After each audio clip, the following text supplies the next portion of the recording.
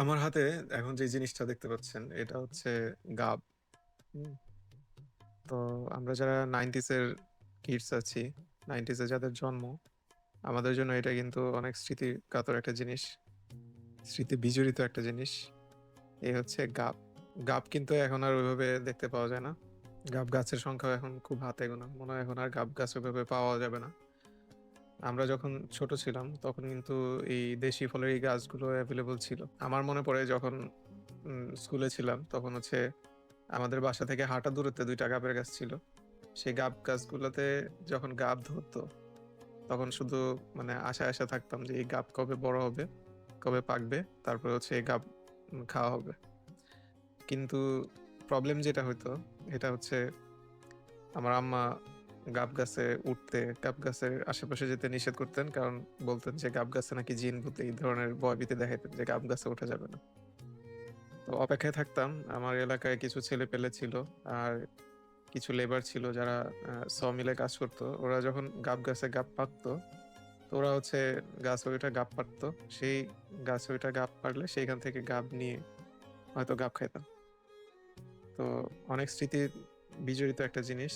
আর হচ্ছে এগুলা কিন্তু অনেক সুন্দর একটা ঘ্রাণ আসে। হুম।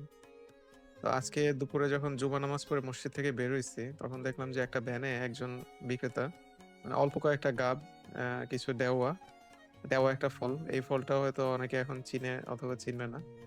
সে দেওয়া আর হচ্ছে কিছু কাঁচা মিষ্টি আম ভ্যানে করে বিক্রি করছেন। তো দেখে জিনিসটা ইন্টারেস্টিং মনে হলো, সেই ছোটবেলার কথা মনে পড়লো যে ছোটবেলা আমরা একসময় গাব খাইতাম। দেওয়াও খাওয়া হইতো অনেক। আমার খুবই ক্লোজ ফ্রেন্ড প্লাবন, ওদের বাসায় দেওয়ার একটা বড় গাছ ছিল। তো সেই গাছে প্রচুর দেওয়া হইতো, প্রচুর গাছ ছিল, দেশি ফলের গাছ। আর অনেক বয়স্ক বড় বড় মোটা মোটা গাছ ছিল, অনেক আম গাছ ছিল অনেক মোটা মোটা। ওখান থেকে আম পাড়তাম।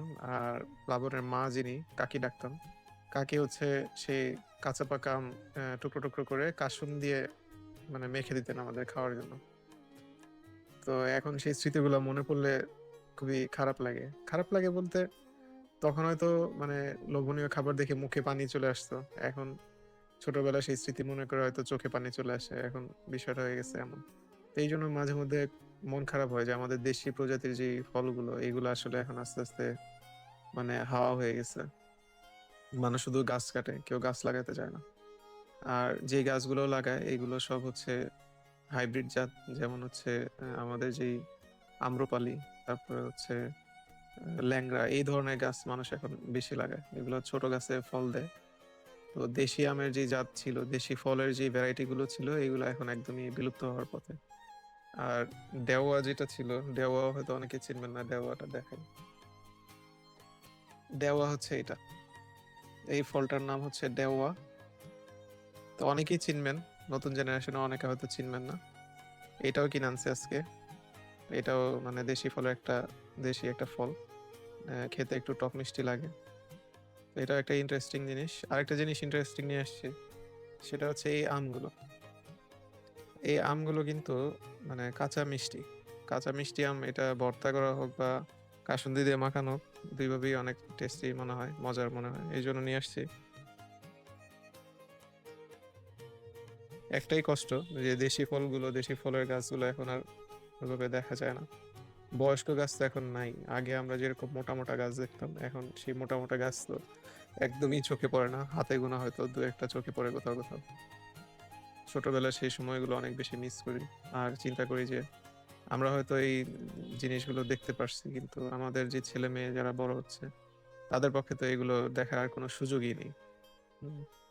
দেশি ফলের, দেশি আমের যে ঘ্রাণ, যে টেস্ট, এটা কখনোই মানে তাদের পক্ষে বোঝা দুষ্কর হয়ে যাবে।